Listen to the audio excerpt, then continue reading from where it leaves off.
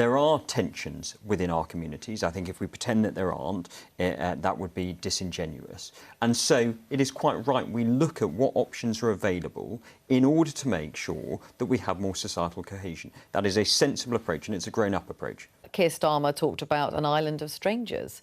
Do you think that there needs to be more done? He said we didn't want to become an island of strangers. And of course, community cohesion and integration is important, and the government are taking steps to look at English requirements. Phillips exposes Labour MP Katherine Atkinson in a wild immigration row. And it matters because cohesion, safety and your tax bill hinge on whether Britain still expects integration. Atkinson cites the island of strangers and pushes £39 billion housing and youth clubs, whilst Phillips fires back with hard lines, ban full-face coverings, cut translation services, even close divisive faith schools.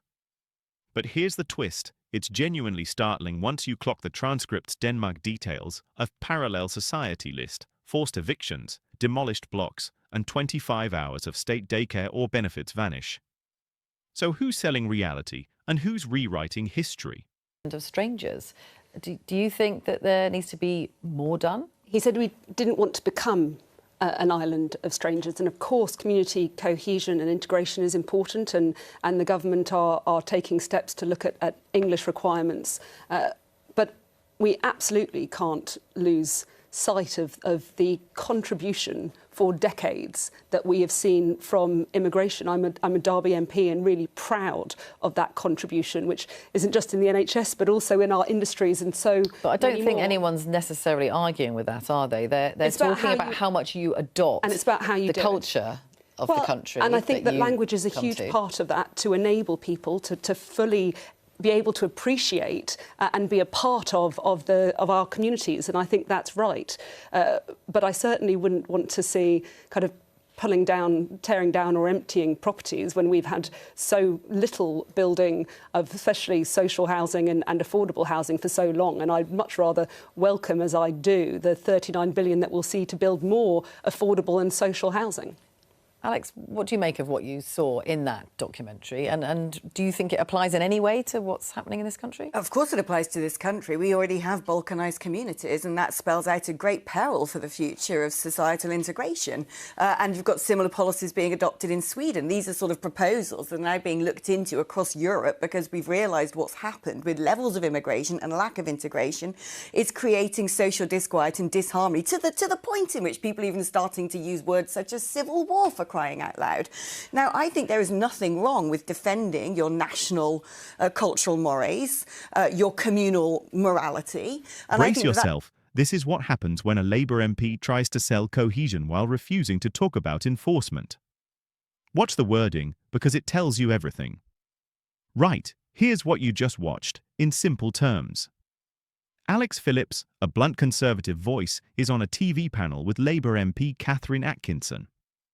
They're arguing about mass immigration and whether Britain is drifting into what Keir Starmer once called an island of strangers. Labour's pitch is basically fund services, teach English, build housing, and the country will stitch itself back together. Phillips' point is, money doesn't fix a culture split if the state won't enforce shared rules. Normal people care because when trust breaks, you pay twice, once in higher taxes for programs, and again in crime, tension, and a country that feels less like home. Atkinson does what Westminster always does. She leans on contribution and tries to make the argument about being polite rather than being honest. But the row isn't about gratitude. It's about expectations. Do you adopt the culture, follow the norms, and meet the same standard as everyone else, or do we pretend that's divisive and hope the problem sorts itself out? And look at what Phillips actually did there. She didn't just wave her arms and moan. She rattled off specific lines in the sand, face coverings, translation services, schools that separate kids, even basic animal welfare. You can disagree with half of it and still see the point. She's naming trade-offs. Labour's instinct is to avoid trade-offs and offer spending because spending sounds kind, and kindness polls well. Now watch what happens when enforcement comes up. Labour switch the subject to tone and taxes. Listen for the moment she says Denmark pays 44–46%, then brands the warnings as dangerous rhetoric.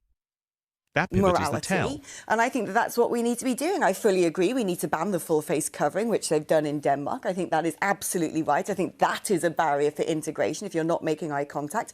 English language is vitally important. I think we need to look at the amount of translation services we offer. I personally would go as far as getting rid of faith schools that are not Catholic or C of E, which tend to allow children from other faiths to come in, because I don't think taking children away and educating them primarily in their own cultural context is healthy. And I personally would also go as far as banning the slaughter of animals that haven't been pre-stunned. And I'd say to anybody who says, well, we don't like that and we demand exceptions because of what we want within our system, this is our country. We believe in animal welfare.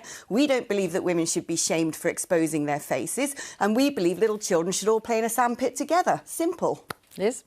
I'm going to have to react to the piece that we just saw from Simon Reeves, because we're talking about forced evictions there.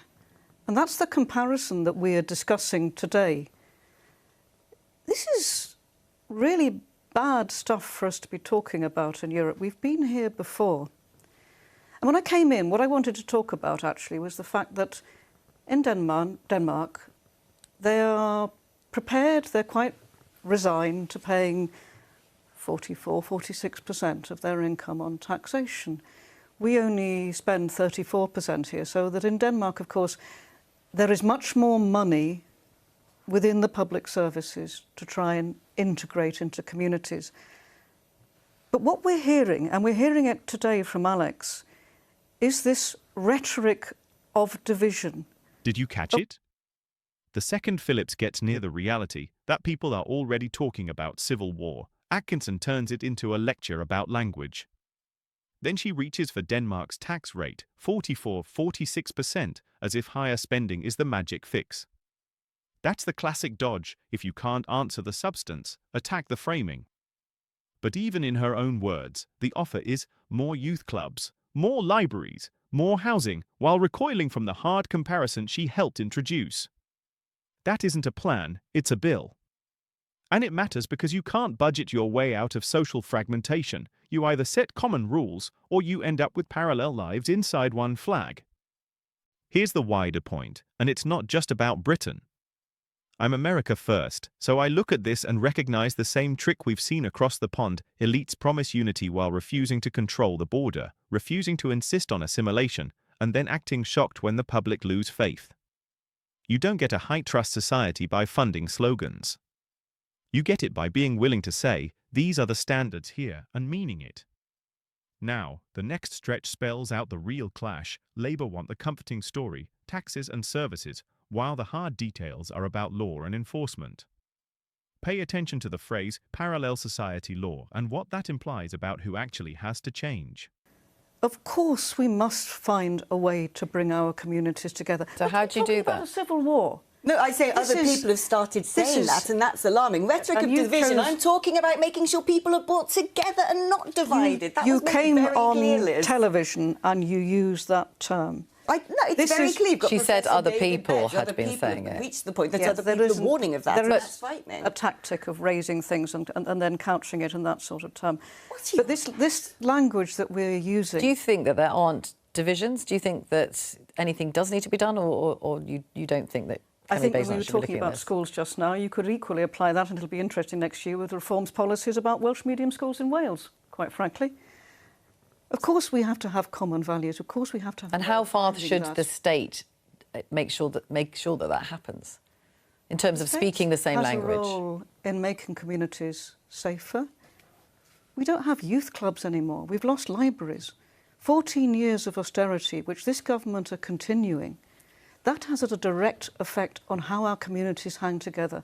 This high rhetoric just drives further divisions. If we really want to make a difference to our communities, we have to do the boring stuff, the expensive stuff. If we value community cohesion, which I think they actually do in many of the countries of Scandinavia, we don't get that on the cheap with a load of American-style divisive rhetoric.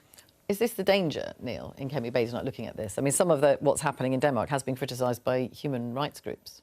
Look, Kemi hasn't said she's going to adopt the Denmark proposals wholesale. What she said is she's going to look at this issue. I think that's an eminently sensible. That's the argument laid bare. Cohesion doesn't appear because a minister announces it. It comes from shared expectations and a state that's brave enough to defend them without flinching. If Labour want to side Denmark, they can't cherry-pick the cosy bits and bin the spine.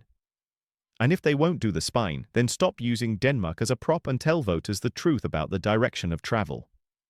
A country isn't an economic zone. It's people, memory, and rules you agree to live by. Britain and America learned the hard way that sovereignty means setting boundaries, not apologizing for having them.